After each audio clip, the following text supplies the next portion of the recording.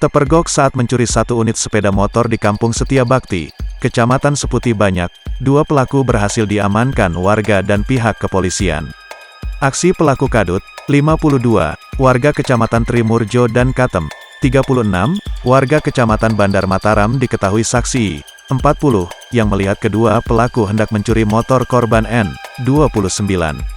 Saksi I melihat ada dua orang di samping rumah korban, Selasa, tanggal 27 November tahun 2021, lalu sekitar pukul 2 waktu Indonesia Barat.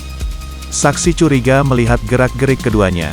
Satu orang pelaku sempat mendorong motor korban sampai keluar pagar rumah.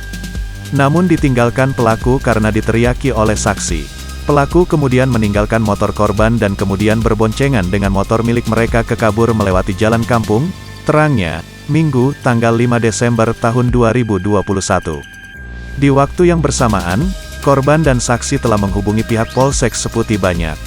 Polisi dan warga lalu mencegat kedua pelaku di ujung jalan kampung.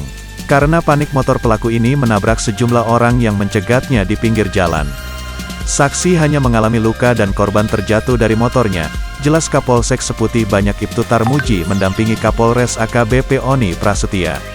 Karena terjatuh dan menabrak orang, kedua pelaku hampir saja menjadi bulan-bulanan warga yang mencegatnya, lalu berhasil diamankan ke Mapolsek Seputi Banyak.